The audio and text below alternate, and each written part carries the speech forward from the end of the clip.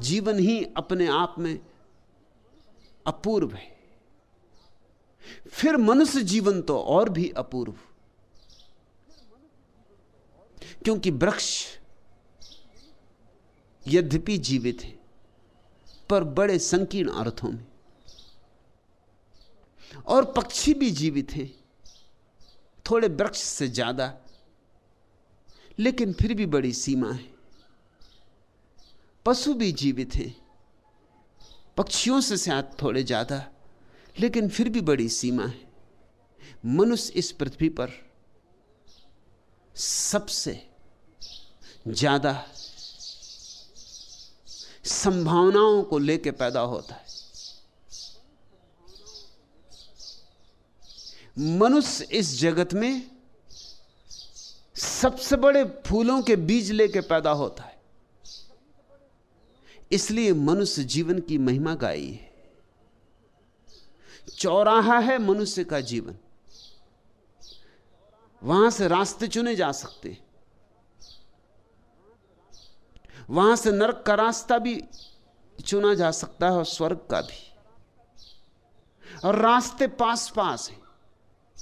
एक ज़ेन फकीर के पास जापान का सम्राट मिलने गया था। सम्राट की अकड़, झुका भी तो भी झुका नहीं, औपचारिक था झुकना। फकीर से कहा मिलने आया हूं, सिर्फ एक ही प्रश्न पूछना चाहता हूं। वही प्रश्न मुझे मथे डालता है, बहुतों से पूछा है, उत्तर संतुष्ट करे कोई ऐसा मिला नहीं। आपकी बड़ी खबर सुनी कि आपके भीतर का दिया जल गया है, आप निश्चित ही आशा लेकर आया हूं कि मुझे तृप्त कर देंगे। फकीर ने कहा व्यर्थ की बातें छोड़ो, प्रश्न को सीधा रखो, दरबारी औपचारिकता छोड़ो, सीधी सीधी बात करो, नगद। सम्राट थोड़ा चौंका, ऐसा तो कोई उससे कभी बोला नहीं था, थोड़ा अपमानित भी हुआ, लेकिन बात तो सच थी। फकीर ठीक ही कह रहा था कि व्यर्थ की लंबाई में क्यों जाते हो, कान को इतना उल्टा क्यों पकड़ना, बात करो सीधी, क्या है प्रश्न तुम्हारा। सम्राट ने कहा प्रश्न मेरा यह है कि स्वर्ग क्या है और नरक क्या है। मैं बूढ़ा हो रहा हूं और यह प्रश्न मेरे ऊपर छाया रहता कि मृत्यु के बाद क्या होगा, स्वर्ग या नरक। फकीर के पास उसके शिष्य बैठे थे, उन्होंने कहा सुनो, इस बुद्धू की बातें सुनो। बुद्धू सम्राट को, और सम्राट से कहा कि कभी आईने में अपनी शक्ल देखी। ये शक्ल लेके और ऐसे प्रश्न पूछे जाते, और तुम अपने को सम्राट समझते हो। तुम्हारी हैसियत भिकमंगा होने की भी नहीं। ये भी कोई उत्तर था? सम्राट तो एकदम आग बबूला हो गया, म्यान से उसने तलवार निकाल ली, नंगी तलवार, एक क्षण और कि फकीर की गर्दन धड़ से अलग हो जाएगी। फकीर हंसने लगा और उसने कहा यह खुला नरक का द्वार।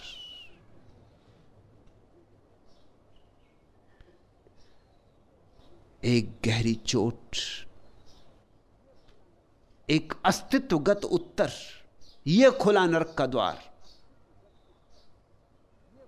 समझा सम्राट, तत्क्षण तलवार म्यान में भीतर चली गई, फकीर के चरणों पर सिर रख दिया। उत्तर तो बहुतों ने दिए थे, शास्त्रीय उत्तर, मगर अस्तित्वगत उत्तर, ऐसा उत्तर कि प्राणों में चुभ जाए तीर की तरह, ऐसा स्पष्ट कर दे कोई कि कुछ और पूछने को शेष न रह जाए। यह खुला नरक का द्वार। झुक गया फकीर के चरणों में। अब इस झुकने में औपचारिकता न थी, दरबारीपन न था, अब यह झुकना हार्दिक था। फकीर ने कहा और यह खुला स्वर्ग का द्वार। पूछना है कुछ और ध्यान रखो, स्वर्ग और नरक मरने के बाद नहीं, स्वर्ग और नरक जीने के ढंग है, शैलियां हैं।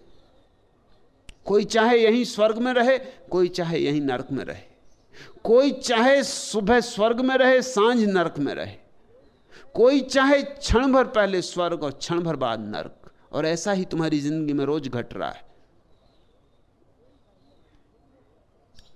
मनुष्य जीवन की महिमा है। इस सम्राट में क्या खूबी थी?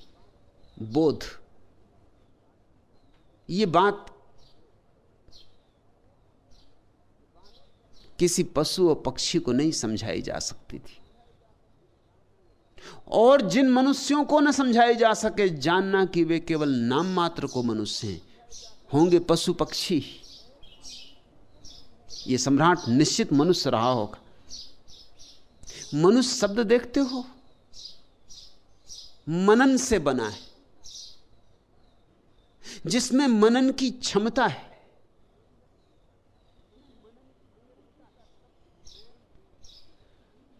अंग्रेजी का शब्द मैन भी मनन से ही बना है।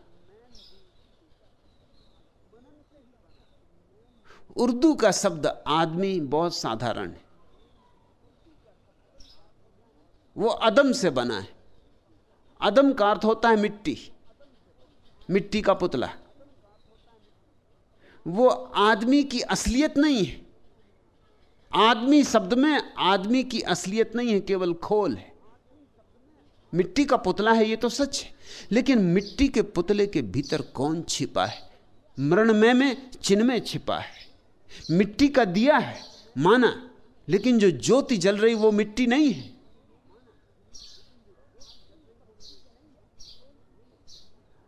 आदमी शब्द में खोल की चर्चा है, मनुष्य शब्द में उस खोल के भीतर छिपे हुए गूदे की चर्चा है, आत्मा की चर्चा है।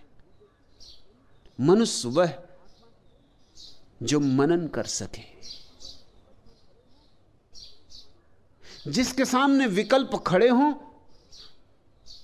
तो मनन पूर्वक चुन सके, यंत्रवत नहीं, मनन पूर्वक चुन सके, ध्यान पूर्वक चुन सके, जागरूकता से एक विकल्प को चुने।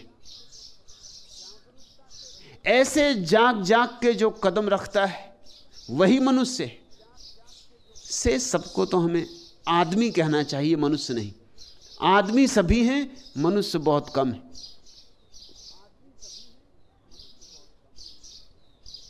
मनुष्य जीवन की महिमा है क्योंकि मनन की क्षमता है।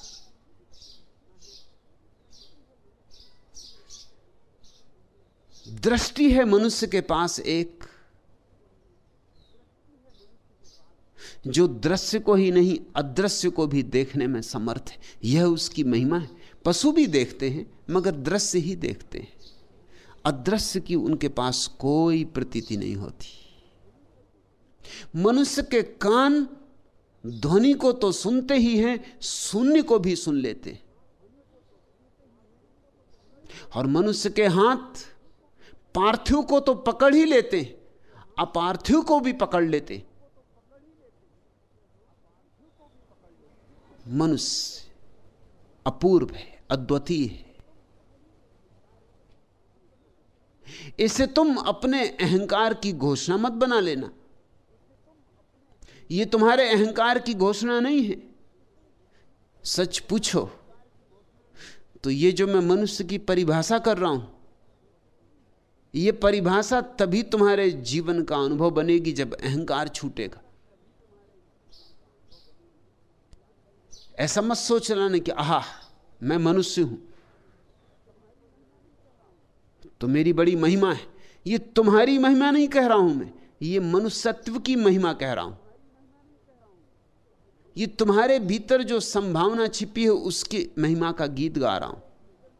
तुम जो हो सकते हो, जो तुम्हें होना ही चाहिए, जो तुम में जरा बोध हो तो तुम जरूर हो ही जाओगे। जो अपरिहार्य है, अगर तुम में जरा सोचो, जरा समझ